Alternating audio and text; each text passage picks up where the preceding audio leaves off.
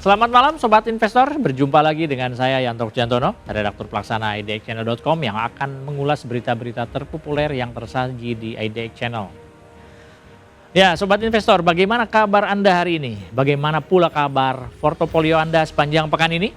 Seiring dengan posisi indeks harga saham gabungan atau IHSG yang secara konsisten kini telah berhasil bertahan di zona hijau dalam sepekan terakhir.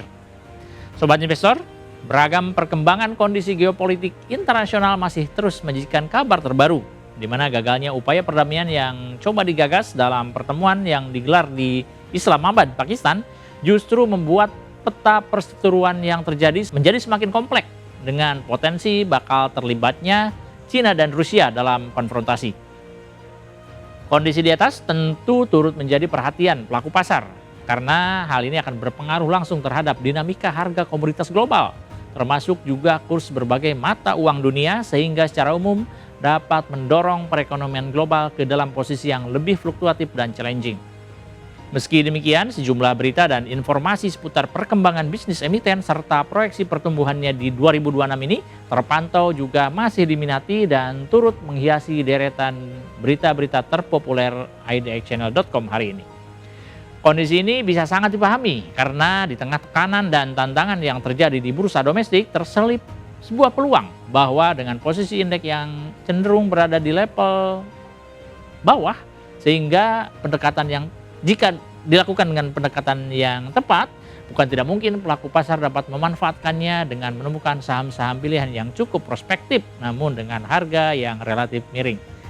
Nah, seluruh berita dan informasi tersebut telah kami rangkum dalam deretan 5 berita terpopuler di website idxchannel.com. Sobat Investor, berikut ini Top 5 IDX Channel. Berita pertama, kepercayaan konsumen turun, Mirai Aset sebut pasar mulai incar saham berbasis komoditas.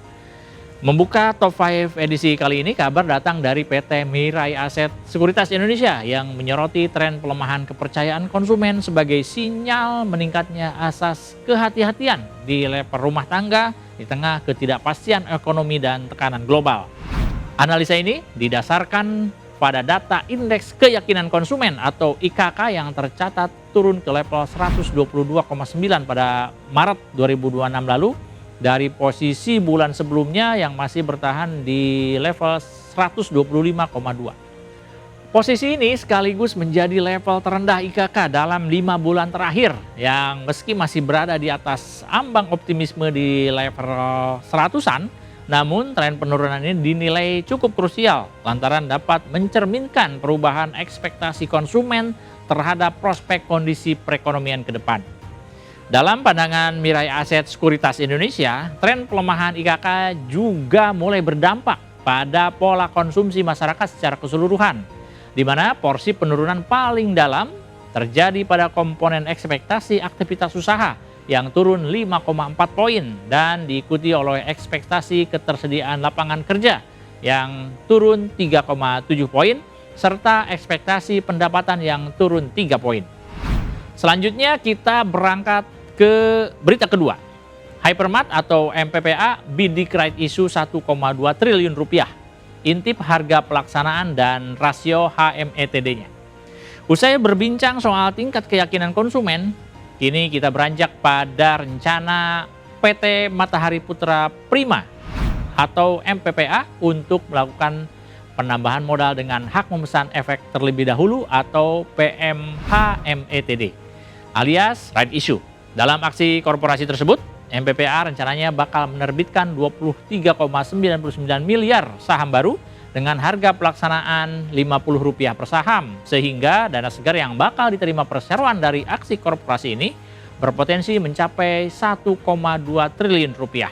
Selain itu, MPPA juga telah menetapkan rasio pembagian HMETD di mana 114 saham lama bakal memperoleh 211 HMETD yang dapat dikonversi menjadi saham baru.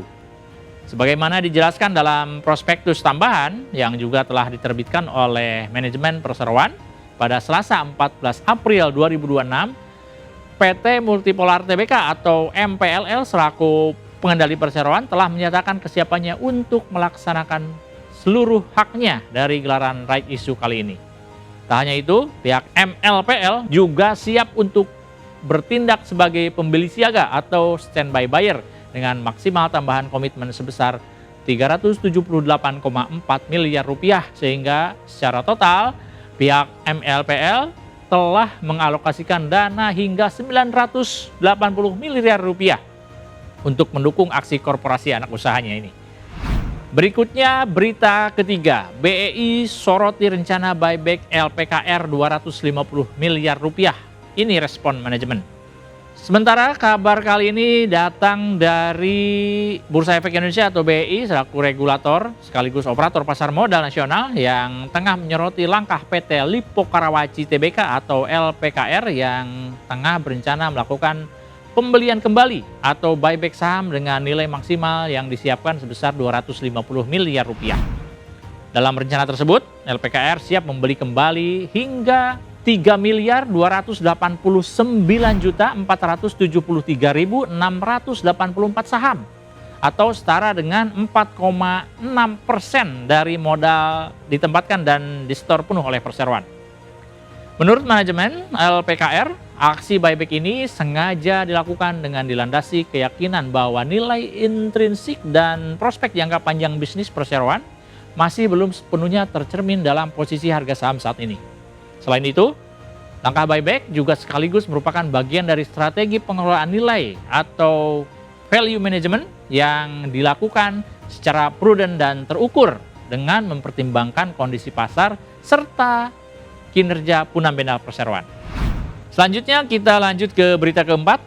Beralih ke bisnis EBT, Sofa gelar right issue 50 miliar saham.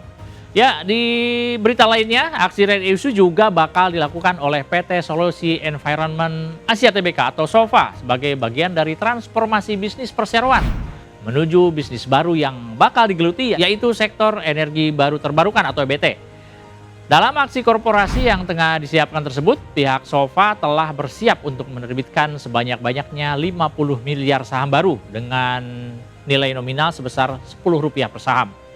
Nantinya seluruh dana hasil pelaksanaan right issue tersebut digunakan untuk penguatan modal kerja, baik di tingkat induk maupun anak usaha, demi mendukung pengembangan bisnis perseroan ke depan. Sehubungan dengan rencana tersebut, manajemen SOFA juga berencana bakal meminta restu dari pemegang saham lewat mekanisme Rapat Umum Pemegang Saham Tahunan atau RUPST yang dijadwalkan akan digelar pada 21 Mei 2026. Terakhir, kita ke berita kelima, Transkon Jaya atau TRJA mau tambah lini usaha. Ini untuk memperluas layanan ke kawasan industri dan tambang.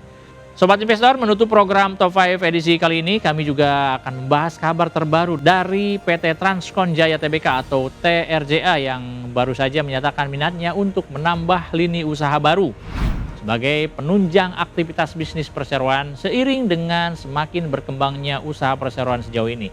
Sebagaimana disampaikan lewat keterbukaan informasi yang dirilis pada Selasa 14 April 2026, kegiatan usaha baru yang bakal digeluti yaitu bidang angkutan darat lainnya untuk penumpang, angkutan bus tidak dalam trayek lainnya, serta angkutan sewa.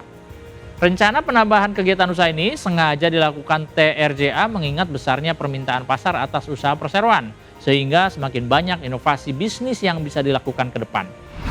Demikian Top 5 IDX Channel edisi kali ini. Saya Anto Siantono pamit undur diri, harap diingat bahwa segala keputusan pembelian maupun penjualan saham sepenuhnya berada di tangan Anda Sobat Investor. Pantau terus berita ekonomi, bisnis, dan pasar modal hanya di IDX Channel TV, idxchannel.com, dan media sosial IDX Channel. Sampai jumpa.